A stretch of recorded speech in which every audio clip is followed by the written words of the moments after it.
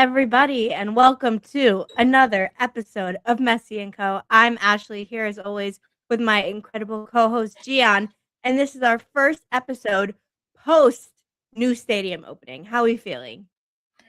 Feeling good. Excited to talk some Inter Miami. Sorry, guys, that we're a little bit late, a little bit of technical difficulties, but we are here to talk about the new stadium opening that was insane, insane. Ashley was there, so she's going to give you some really cool thoughts on that. But I'm excited. And it's, okay, whatever. We didn't win, but still, it was a fun game. It was a good game. There's things we got to talk about today, but I'm doing great. It is a beautiful, beautiful Monday afternoon. The sun is out. I love it. Artemis is on the way to the moon. And I, as a space nerd, am excited about that. I think now, actually, they're supposed to be going live soon. So, guys, let's talk some Inter Miami so I can see the other side of the moon. It's important for. No, I feel that honestly, that is really sick that that's happening. I've been trying Yeah. to keep up. Obviously, we have some friends on already. Seeing Aloha. Good evening. How we doing, guys? Apologies also if I'm having a little bit of delay, a little bit of internet issues, but we're gonna do our best. Yeah, I was at the match on Saturday, and there's so many things to talk about. Um, it was something to behold because I was there from minute one at the yep, thank you. Shout out. I got to very luckily was credentialed. There's obviously a little bit of controversy surrounding who got credentialed and who was able to go to the game. I was lucky enough that I was able to sit in the press box. I got to go to the ribbon cutting. I had to get to the stadium very early to get parking, which is nothing I can talk about. But I That was what I was literally worried about. How was that? Wait, how was the parking situation? How was the well, traffic situation? the game was at 8 and I got there at 3:10. So it was fine Yeah. getting there. Leaving and I stayed after to go to the press conference with Javier Mascherano and so I waited a little to leave and it still did it take me a little over an hour to get out of the complex. But look, stadiums are like that in general. I mean, I think it'll get better over time, but anytime you go somewhere and there's, 20, 30,000 people within 1 acre, like that's how it's difficult to leave. Um, so we'll wait and see. But yeah, let's talk about the whole entire stadium and getting there.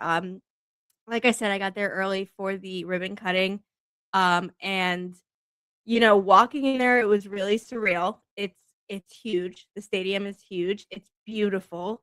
It was my first time really seeing it in person. The outside is amazing. The inside, like when you walk and you see the actual pitch and you see the stands around and there's like for each section, it's like a really wide opening to go in and like the landing to see it and so you see the whole field and it's really spectacular and so it was amazing to see. Uh let's show the ribbon cutting. Yeah, I want to show the ribbon cutting. I think that was pretty cool. And you had like a really, really good vantage point, right? Like that Yeah. looked really neat. So let's go in and go to a little quick video here of the ribbon cutting. 10, 9, 8, 7, 6, 5, 4, 3, 2, 1.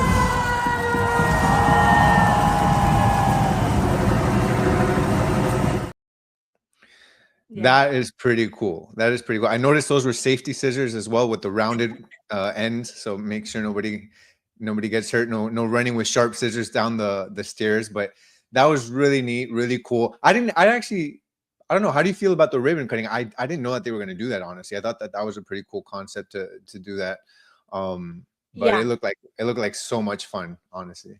It was really cool. It was really cool. I spent most of the day and evening with our good friend Xavier Guerrero from Lemon City Live, Javi as we call him, really good friend. We were kind of going around everything together and yeah, it was La Familia was there before the ribbon cutting and they I thought it was really cool that they had all the fans line up, the ones who were really day ones and had the music playing and The energy was great, and then they kicked off, or they cut the ribbon, and it was really, really cool, and it was really special. Yeah, I No had doubt spoken it with was my special. friend that was there from Vice City, from the supporter section, and they were I mean, I think they got there like around 10 or 11 a.m. to start setting up all the Oh, making wow. sure all the stuff was set up around the putting the banners, getting the tifo stuff ready, getting the barbecue going, and I thought it was pretty cool that everybody got. I mean, it looks for a first time stadium that the fans and the supporters group specifically was able to get everything like looking good. It looked good inside. All of the different banners for the supporter section, it looked neat, and I thought that they did a good job. I mean, you can hear them Mhm. from at least through the television. I wasn't there in person. You were there. I didn't make it this time. I'll make it to the next one, but it sounded. I could hear them singing, and that's one thing I wanted to ask you too. Like, Yeah. how is the sound inside Mhm. the stadium when you with the supporter section with the crowd? Did it feel more amplified like in Yeah. comparison to Chase Stadium? It was loud. It was really, really loud. In the press box, they opened a guy opened a window, which was great because we got to really hear everything. But yeah, I mean, the stadium was loud. It felt so full. It felt big, and like the pink and black and white everywhere was awesome. The pre-match sort of like minutes before when they started showing the starting lineup and having they showed a video of, the making of Inter Miami and how it started as just like an idea, a love from the Moss brothers and from Beckham, and how they started with a vision.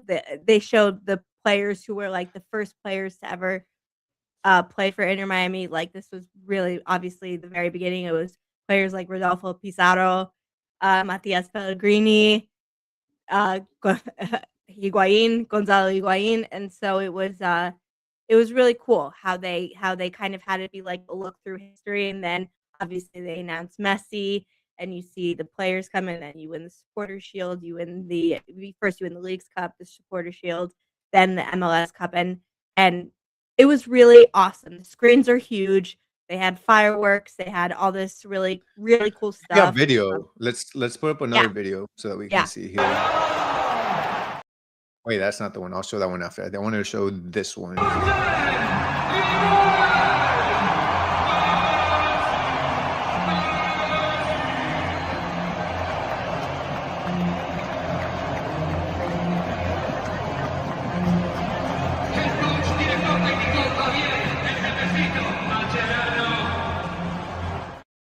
That Yeah. honestly is just I mean, it's that Gives sent you chills chills, down right? my spine. Like that looked it honestly feels like it has a European Yeah, football vibe. It really does. I mean, it's a yeah, stadium built for football. It's not a baseball stadium or an American football stadium that's being used to play football. Like this is actually made for football, for soccer. Like I mean, yeah, it feels it looks it.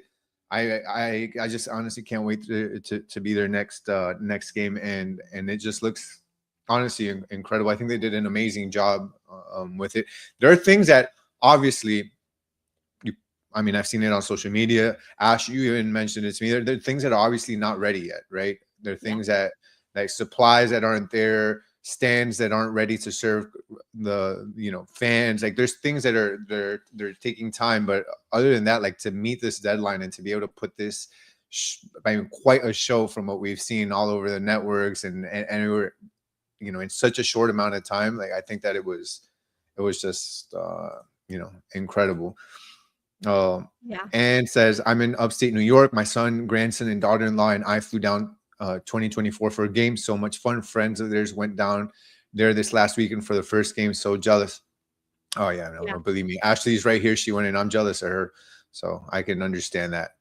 We are planning a trip sometime this year to get down there. We have World Cup tickets for Philly in July, and then hopefully we can get down there this fall.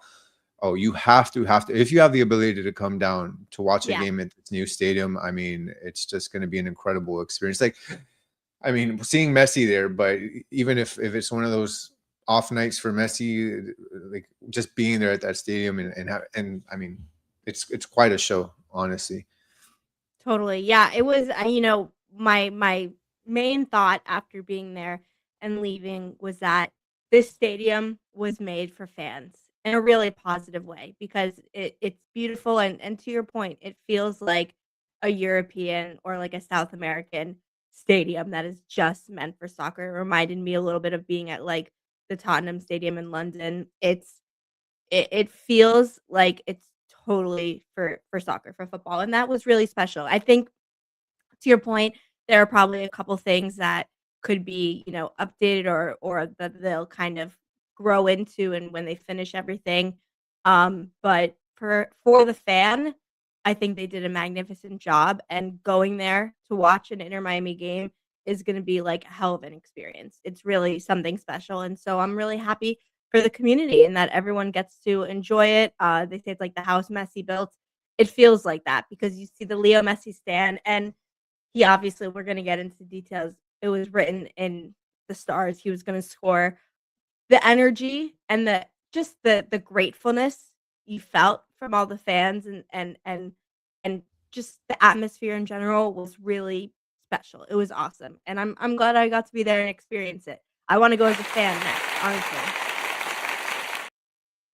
Sorry, I just realized that we have sounds on here, and I like how you said that. So It I scared set me. up an applause. I set up an applause for you. Thank you. I love that. Well, okay, so anyway, yeah, the stadium, look, really, really great. They did a great job. It's for the fans and that's what matters. So many more amazing moments to come. And yeah, I'm just happy that we'll be there to see a lot of it. But now I think we should talk a little bit about what happened on the field, which was a 2-2 draw against Austin FC. Um, Austin FC scored within the first 5 minutes of the match, so it's kind of funny how it went from, this, like, amazing everyone's like, "This is Inter Miami's time, this is everyone's so happy, La Familia," and then they scored, but really the energy did not go down. They scored in the first 5 minutes, immediately ball was put back in at the halfway line, and everyone was ready to keep going, and then within 3 or 4 minutes of that, obviously, Messi scores, and the whole entire stadium erupted. And it was sick. There's no other way to say it. And of course, just like we expected, Messi scored off of a header, right? Yeah, just as expected. Exactly. That was not on the bingo cards. A Messi header for the first ever Inter Miami goal in their new stadium was Yep. not on the bingo cards. I'll say that. I mean, it to see Pretty for funny. Messi at his height, for him to be able to get a header, I mean, that's always impressive, honestly, and him putting the team on his back. Look, I mean, it wasn't the game that we wanted exactly. Obviously, we wanted Inter Miami to come out with a win in their inaugural game at the new Mhm. stadium. But I think that regardless, they definitely put on a show. It was quite entertaining. It was fun to watch. It had you at the edge of your seat. Fans enjoyed it. But I feel like it's the same old story so far this Mhm. season, early season for Inter Miami, where they dominated on possession, right? 66, in this case, 66 to 34% possession for Inter Miami. Their expected goals, 2.94. I mean, you look at that roster that they have, you look at Berterame and Berterame that actually in this instance didn't start, which Yeah. I thought was a surprise. Maybe it's because he's coming back from international duty or whatever the case, or maybe finally Macherano said, you know what, let me give a chance to that lineup that sees Silvetti, Allende, and Messi that Mhm. scored so many goals in that postseason. Let me give them a chance to see those guys up front. And I mean, the expected goals are going to be there, new stadium, but again, same old story. 28 total shots. I and you only scored 2 goals. Inter Yeah. Miami has an issue up front. Mascherano still hasn't figured it out. I saw an interesting fact from Franco Mhm. Panizo that and I had actually hadn't realized. I'm a big stats guy. I try to look up as many stats as I can to be ready for these shows and to to tweet out. But he said that Messi through 5 games has 5 goals, which is very impressive, right? But he has 0 0 assists, yeah. assists, which is very uncharacteristic of him. He's a passer first. Yeah. And we've seen him. I mean, it's not to say I think that it's not to say that he isn't making those passes. I think he is. I think we've been witness of it. But in order Those to get ones an flying off, assist, yeah. the ball has to go in the back of the net, and it isn't. And I think that that's a really telling story. Is that Is this more on Messi that needs to do better? Is this more on his teammates that need to figure out how to score off of the passes that he's making? Is this more on Mascherano that needs to figure out how to connect Messi with the attackers up front better? I mean, that's something we got to talk about, but it's the same old story. This team, unfortunately, just continues to struggle up front, and they get off to a slow start. I mean, the first goal at the 6-minute mark, like, come on, that's not good, you know. And they're always playing catch up. They never led through 90 minutes. Yeah. So Yeah, no, yeah, I agree.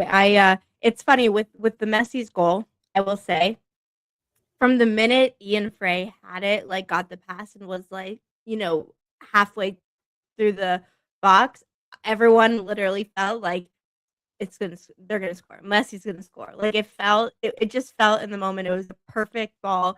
It was a perfect header, and it was really cool to see.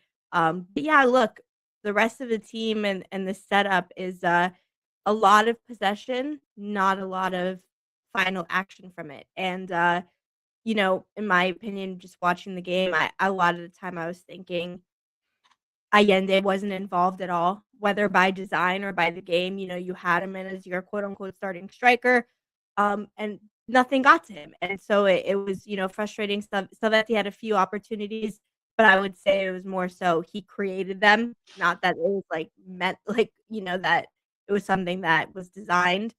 So it was a little frustrating in that sense. I felt that I think we all feel that the buildup is slow, methodical, and really no excitement or purpose. And then you have a few moments. Yeah, see, exactly, Ash. That's what I'm saying.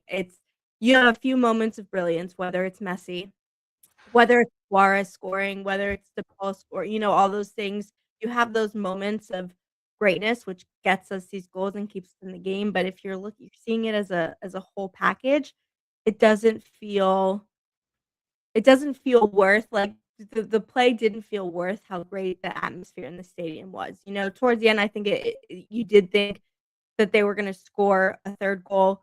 There was definitely building and excitement, but overall, you just didn't have faith in the attack or the setup or anyone outside of, like I said, a Messi, to create something special.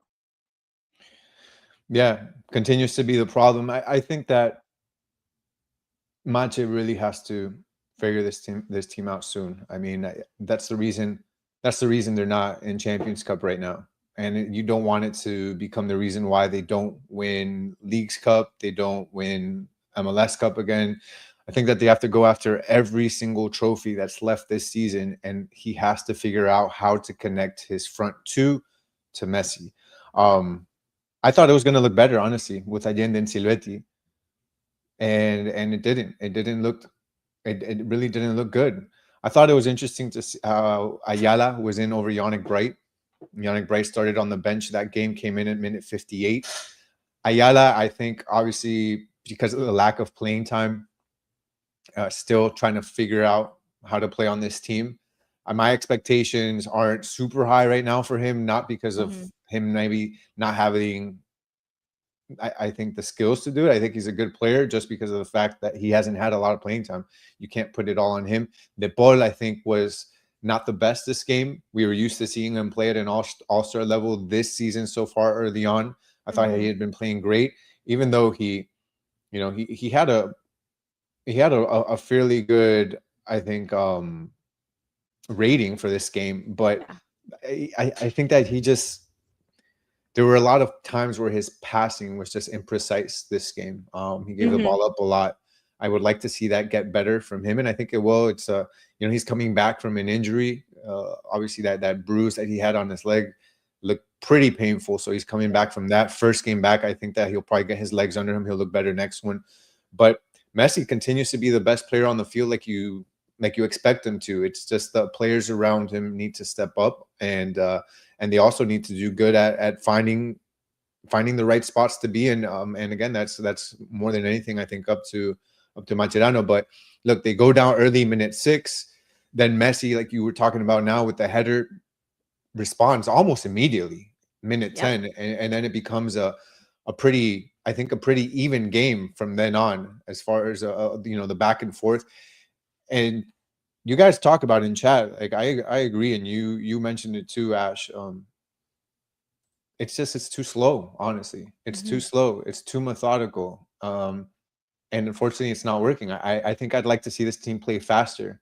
I think I'd like to see more running in behind the defense and running into spaces where Messi can feed the ball to Allende, to Silvetti in stride. I think that's when Inter Miami has been the most successful, when passes catch their players in stride, as opposed to, you Yeah. know, a lot of the times Inter Miami recuperates the ball and it's just such a slow, methodical buildup that allows every defense in the league to just set up and close the spaces, play narrow, and not allow Inter Miami to try to filter the ball through. If they played faster, they've got the players to do it. They Yeah. do. I mean, they definitely have the players to do it. And I think that they'd look a lot better there. But that was the first half, 1-1. In the second half, how did you see that second half? That second half had two more goals in that second half. Yeah. Yeah. I look, in the moment, it was great when Messi scored. We'll show in a minute kind of a video of the atmosphere in the moment after he scored. It was pretty sick. I had a friend who had really good seats down there, and they were sending me videos where I was in the press box, and it looked amazing. And so that was really good. I think in the second half, it felt that you thought Inter Miami was gonna score again and they were gonna win, and it was like written in the stars. Everything was planned. But then in the second half, again, early in the second half, Austin scores, retakes the lead, and you could tell Inter Miami were frustrated about it. Um, Mascherano makes a few subs at halftime. He takes off Ian Frey. To be fair, I didn't follow up on this, and so there he might be injured. And if I don't know that, I'm sorry. But if he's not, I'm honestly thinking, why are you taking Ian Frey off? I thought he did a great job, and like he created that assist for Messi. I think they bring balance when you have the four defenders.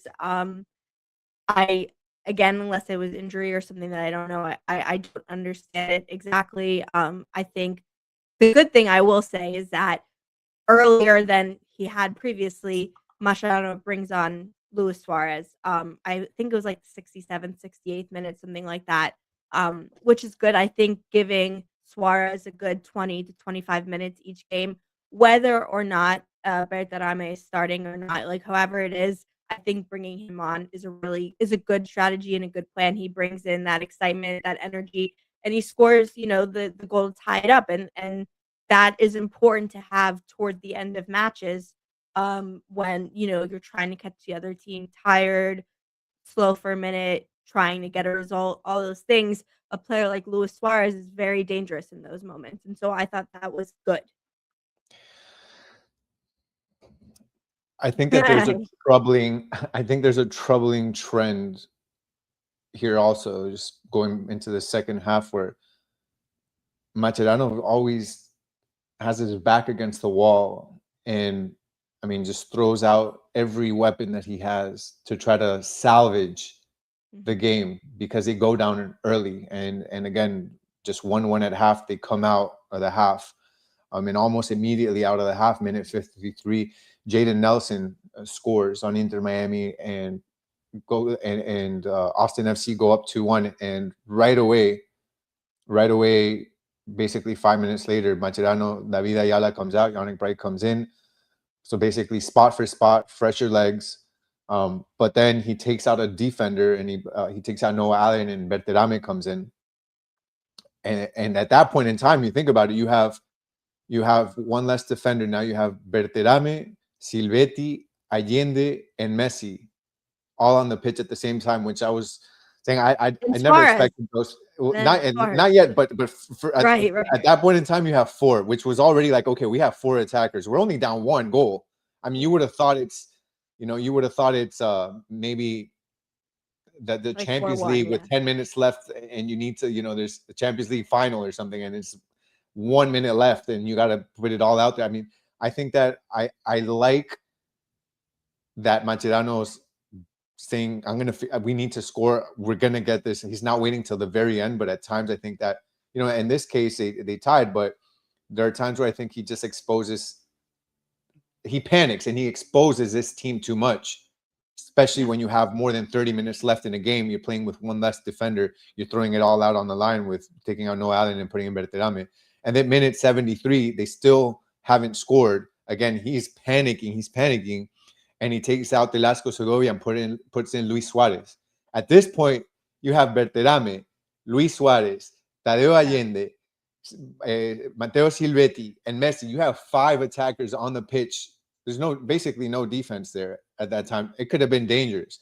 Luckily, you have Luis Suarez that was assisted by Berterame in minute 81, and he comes through and he scores, and that saved taking our first L in our new stadium. But I just think that a lot of these things that Mascherano does, it just shows so much that his strategy and his tactics don't work.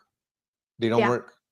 Everything that he does, it's a change not to manage a game. So, sometimes if you're going to manage a game, you're up 2-1, whatever. There's 10 minutes left. Let's take out a forward and let's put in a defender, or let's put a midfielder in. No, a lot of this is my strategy didn't work. My tactics didn't work. We're down. I'm panicking. I just need to try to score. And I don't think that's healthy for this team. So Mascherano really needs to make this team look good from the very start. And I think that will help him be able to manage the game better in the second half and not be reactionary, but because that's all he is now. So, but at the end of the day, it's 2-2 and we don't get that L. So that was important. True. No, it's true. It's true. I agree with everything you said. I think that Mascherano, it feels like he's missing on the starting lineup and starting games, and you don't feel comfortable with who's there and what's the plan. And that's definitely something that he needs to fix. What's up, Rio? Okay, this is a comment from Anne that I thought was actually a cool one to show that I wanted to that kind of get us into a conversation, and then we'll do player ratings a little bit, which will help talk about this more. They missed Boosie a lot more than thought. I think it took Barca 2 years to replace him. That's on Mascherano. Anyone with brains, you can't expect Rodrigo de Paul to be Boosie. I think that's a really interesting point. I think they said on the broadcast on Saturday that Busquets, of course, but that the team was really missing Jordi Alba in these kind of moments. And I think that's true. I think, though, for Busquets, you can't replace one of the greatest ever. But Rodrigo de Paul and Yannick Bright together should make up for some of that, and that they should be planning to do something around that. You still have Messi. You have all these other players. I think there's not an excuse for the team to be at this point kind of not knowing what to do. Saying here he doesn't know what he's doing. He kind of throws all forwards and hopes for the best. It feels like he definitely relies on the individual performances and greatnesses of Messi's and others, and there's a lot of back passing. There's a lot of stalling, and it feels like no promise to what you're trying to see. A lot of possession with really nothing to make up for it, and that's something that needs to be fixed with the roster you have and the availability of players. And we're about to get to player ratings, and we'll talk about how much of this kind of it's that battle, how much of this is on the coach, how much of this is on the players.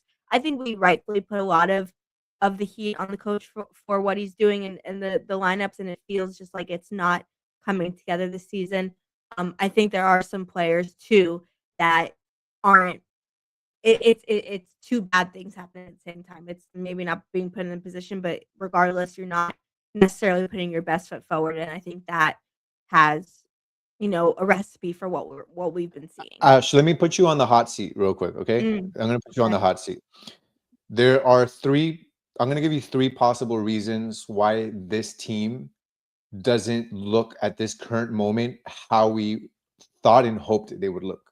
Because honestly, who I hoped and thought they would look like right now? Like LA. That's why I hope. That's who I thought they'd look like right now. If you look at the supporter shield standings right now, you have who is it? Let me see. 2026. You've got supporter shield standings. Okay, so right now you have LAFC 5 wins, 0 losses. Vancouver, 5 wins, 1 loss. San Jose, 5 wins, 1 loss. Those top 3, that's where I thought Inter Miami would be at this point in time. I thought it'd be one of the top 3, 5-0 or 5-1.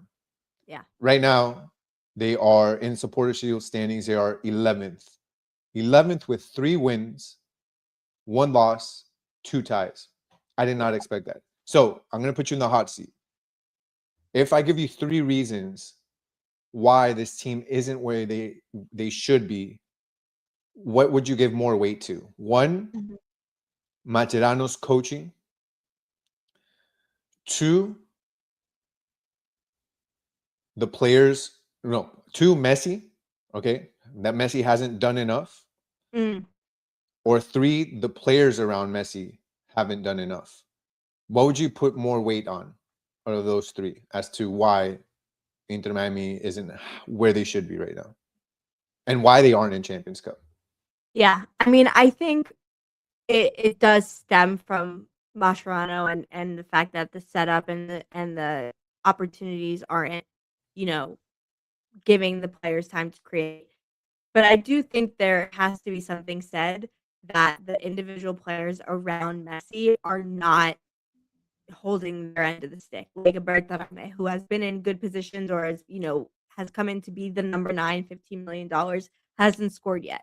That's a problem. That's not, I don't think that's Mascherano. That's the player not being able to get the moments he needs to. I think Rodrigo de Paul, for example, has been really great this season, and we have talked multiple times about why he's been so great.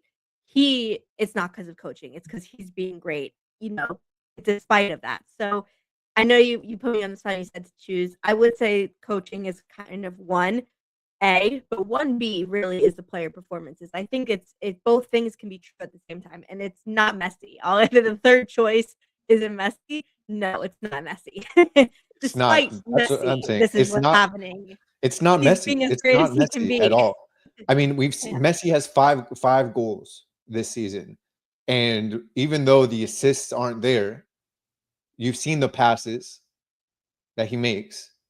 I mean, he can't make the pass and score the goal at the same time. I mean, he's Messi. He probably could, but he hasn't done that, and he needs players again like Berterame that you said. So far 6 games played, 3 games started, 2 assists, not a single goal. Only 4 shots on target in 6 games played. Yeah. That's not fitting of a $15 million forward DP player. It's not. Who's replacing Luis Suarez, who at every opportunity he's played has scored, by the way. Like, I mean, I know it was his first goal, but more so he's been dangerous, Suarez, right? Like every time he's come in, you've been happy he's been in the game, and you're like, why isn't he getting more? And so that's the worst thing that could happen to Bertarame. But sorry, keep going. Yeah, no, I agree with that statement. Suarez has scored. So you talk about same thing with Tadeo Allende. Tadeo Allende, you fought to bring him back. He scored the most goals in MLS postseason history. Yeah. Last season for you. He wasn't coming back. They went out and spent money to bring him back. Yeah. And in same thing, 6 games played, 3 games started. He has 1 assist and 0 goals. Come on. Yeah. I mean, those are your 2 guys. I mean, I'm not going to put it on Silvetti. Silvetti is, he can score, but when you talk about this team, who's supposed to be scoring, it's supposed to be Tadeo Allende and Berterame, and neither of those 2 forwards have scored a goal for you this season. Yeah. At all. Problem. And that's a huge problem. And I think people aren't talking about that as much. And sometimes you look at Messi and you say 0 assists, but 0 assists. And then you look at these 2 guys, and between them both in 6 games, they have 7 shots on target between them both. Or 6, I forgot what Bertrand was. It was like 6, I mean, that just doesn't work. 6 shots on target, 0 goals. That's a talking point, I think, that needs to be said. And there was a comment here I thought was interesting. I wanted to bring up. And then let's put on the rating. I want to go through these players. Yeah. Yeah, it's the performance form that concerns me more than the stats. And look, I'll agree, because if you look at the conference standings, right, you say, okay, Miami's in 4th.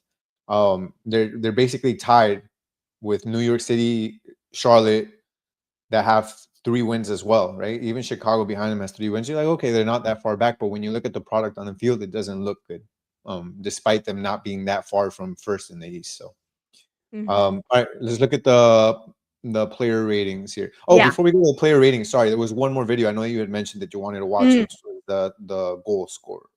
Oh yeah. Yeah, let me bring it up real quick.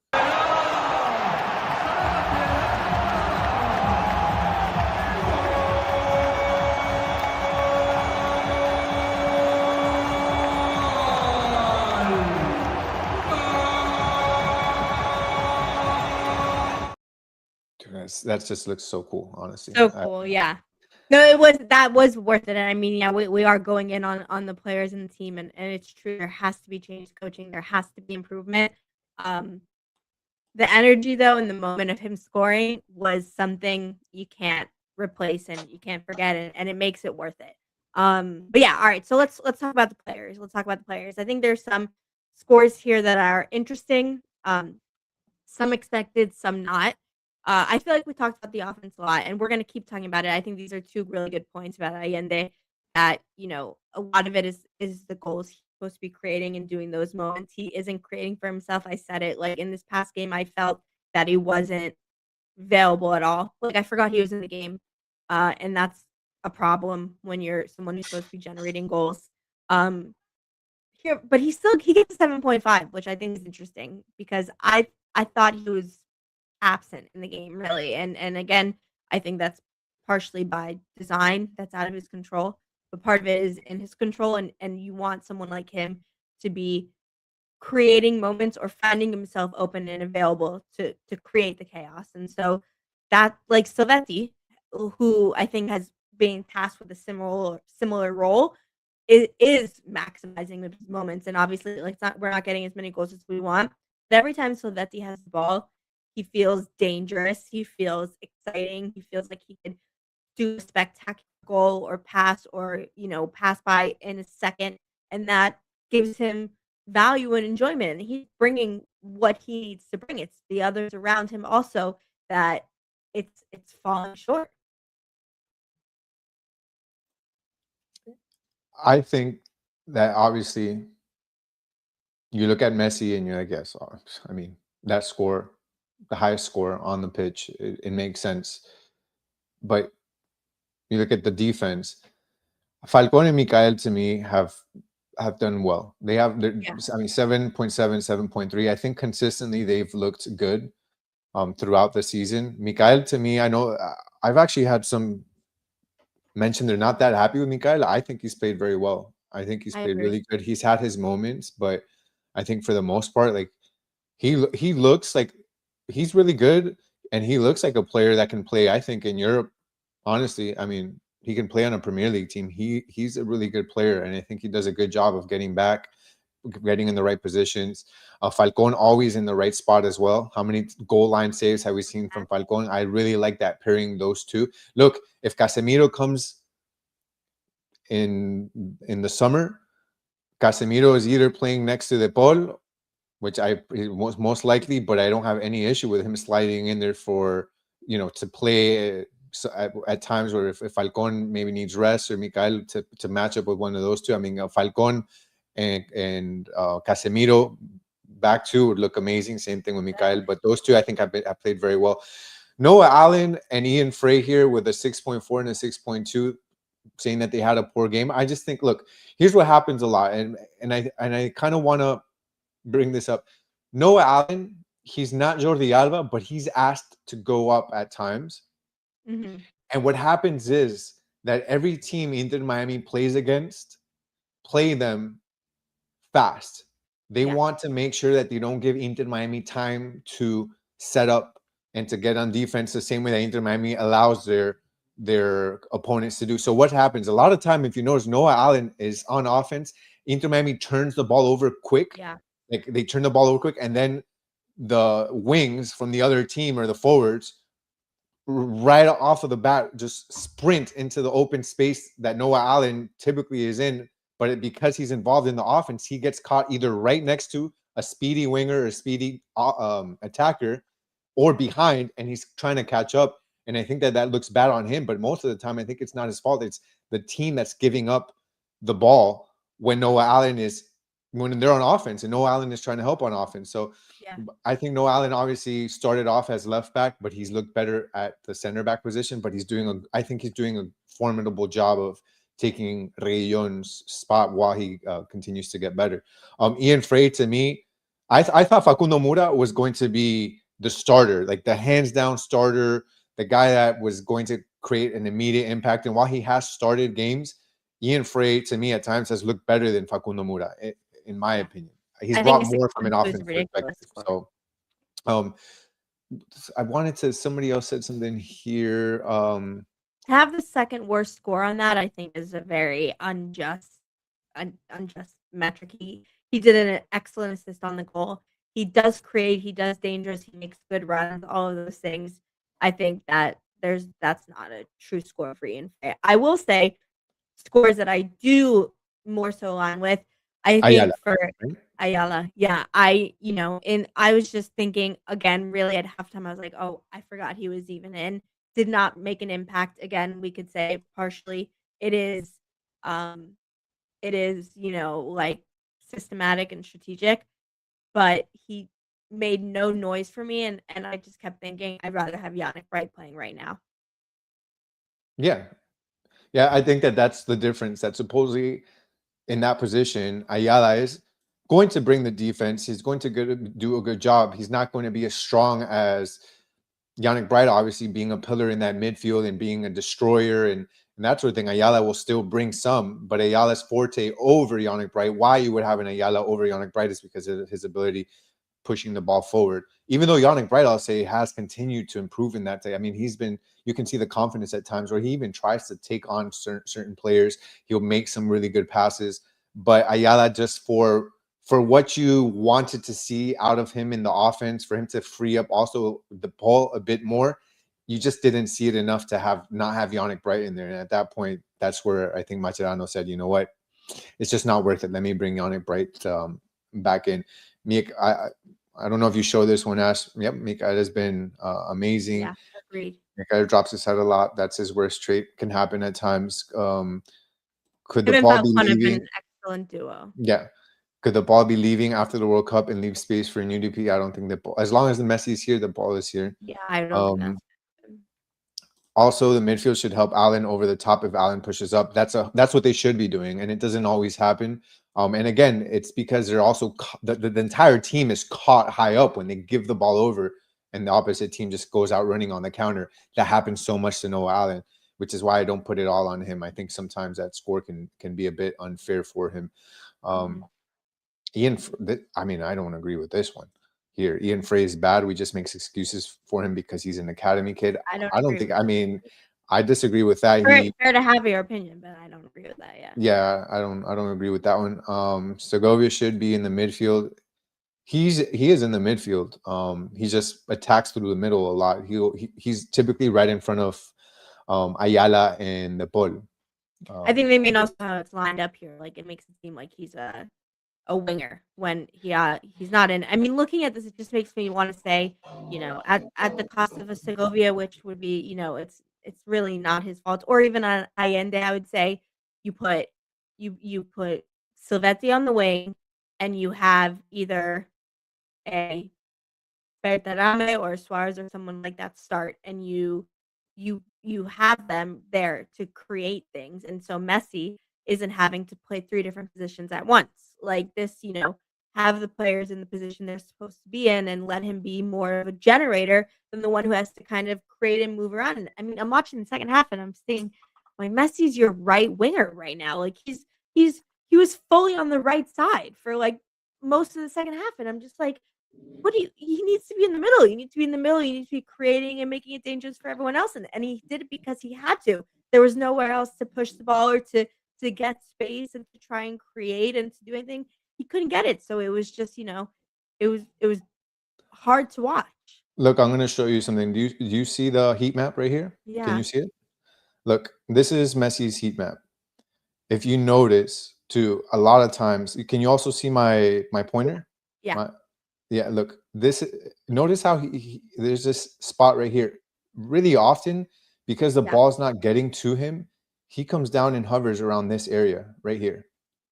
And have you noticed that? He Yeah. goes down in the midfield right here, and he waits to grab the ball. And um, I think that that's something that you don't want as often. You want Messi to receive the ball a little higher up, and he does that because somebody mentioned it. Busquets isn't here, and he's not. I just messed this up here, but Sorry, I did too, I think. yeah, but he's not receiving the ball up front, and he doesn't have a Busquets to be able to do that. So, unfortunately, he's having to come down a little more than usual. Yeah, I do think, Yeah, there we go. Like,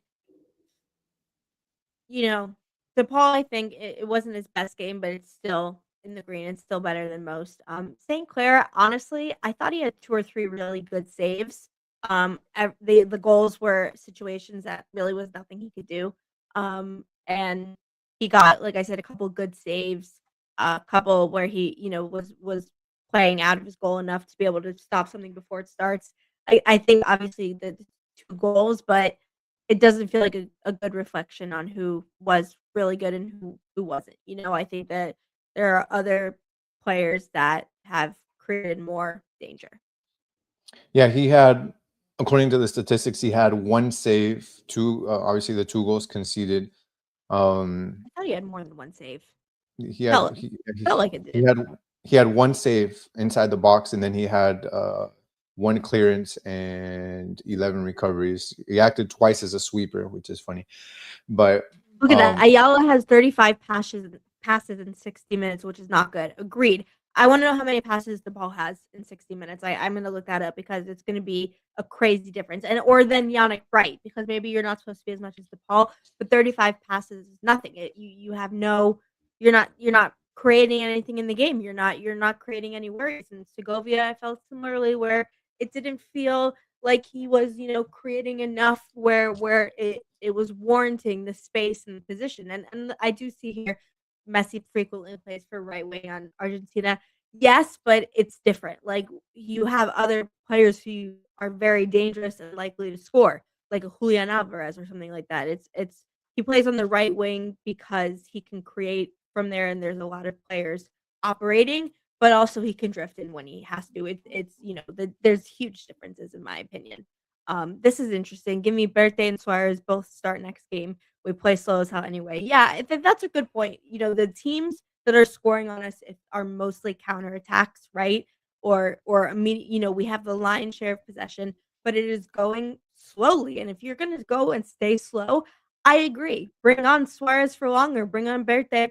Bring on people who are gonna take the moments that they get in the box and try and score, specifically Suarez. So if you're going to be slow, then be slow. The point of getting the changes that they made over this offseason was to bring in speed and agility. Yeah, Segovia naturally drifts centrally, so he doesn't help Allen on the left, so it's useless to line up like that. Yeah, Segovia is usually, if you notice, between the center forwards. He'll help and he'll attack through the middle. But either way, I mean, I don't think he'd do any. He doesn't play on that left. Again, despite how this shows the lineup, he doesn't really play on the left. He plays more central. But even if you think about it, like, you have Ian Frey that usually will play off of somebody on that right side, whether it be Messi or whether it be Allende. Reality, no, Allen has nobody to play off of on that left side. There's no overlapping. There's whether that's just naturally because of the fact that Selveti, I mean, tends to move centrally at times, also with Segovia, and No Allen is just left out there by himself. I don't know. I think part of it too is just coaching and tactics. He's just not using Noah Allen dynamically with anybody else to make the runs. I mean, how often did you see with, I'm not going to say Noah Allen and Jordi Alba are the same in any way, but how many times did you actually see the actions and the movements that Jordi Alba would have where he would associate himself with somebody? Pass out to Jordi Alba, usually Messi, make the run into the middle, and Jordi Alba already knew, I'm going to put the ball right back into the middle so Messi can finish it. We really haven't seen that with anybody. Obviously, I know it's Jordi Alba, but that doesn't mean that play can't be made by other players. It's not going to look as good, and it's not going to be maybe as precise. But those type of dynamic plays, you just don't see that right now this season. And I think that's where, at least from my perspective. I'd like to look at this team offensively and say, okay, I understand what they're doing, right? Yeah. Like, okay, I Right. see the movement. I see that he's trying to combine with him. He's overlapping him. He passes the ball, then makes a run. I don't see a lot of things that I can put my finger on and say, okay, I see what Macherano's trying to do with this offense, other than when he puts in Berterame and Suarez with Allende and with Messi and with Silvetti all on the pitch at the same time, then I'm like, okay, I see what he's doing there. He's scared. There's a Right. difference. I'd like to see that a little bit differently. Agreed. I agree. It's been a really good discussion though about it, and we'll just kind of continue to see. Which leads me to the final topic of the show, which has been a great show. Obviously, talking about the stadium, talking about the game, it's been really good. What's next? Well, I'm trying to show it, but I don't know how to get out of this screen, so you have to do it. There we go. Okay. Oh wait, and well, I guess there we go. I got it. There There we go. you go. Perfect. Okay. Okay, thank you. Look, the Inter Miami get to have another home game in New Stadium next week against or this Saturday, right? Rather against New York Red Bulls, who I don't know if you saw Emil Forsberg free kick that he got in their game. It was Yes, pretty sick. incredible. Yeah, it's important, the second game in the stadium. I think obviously the first one had so much pent up excitement and preparation and is the stadium going to be ready, this, that, and the other. First home game of the season, but that kind of, I think, brushes off a little, and it becomes like, okay, how can you really like show dominance, win, and score, right? And this will be, I think, a big and important test in order to keep getting toward that. I think that it's going to be important 100% for this team to look good in attack, as we just spent 15 minutes talking about the attack. I think that that's what you need to see from this team. Finally look good in attack. This is not going to be an easy game by any means. I think that even though it may be deceiving to see the New York Red Bulls in 7th place right now, but they are tied with Inter Miami. Basically, they both have three wins. I mean, it's not a team that's it's deceiving. It's so close right now between 2nd and 7th place in the East right now. They all have three wins. So I think it won't be a tough, an easy game. I think it may be a tough game, especially you talk about the players that New York Red Bulls have. You mentioned the insane Emil Forsberg free kick. I mean, he's playing good. Then you talk about, I don't know if you guys have heard about Julian Hall. Have you guys heard about the 18-year-old Julian Hall? I mean, that kid is playing insane. He's 18 years old. 18 years old, and he has become the youngest MLS player in history to score 5 or more goals in his first 6 matches. He's scoring an insane amount of goals. That kid's on fire. I think it'll be fun to see him play against Inter Miami, how he's going to match up with Rodrigo de Paul, with our back, how Mikael and Falcon are going to match up.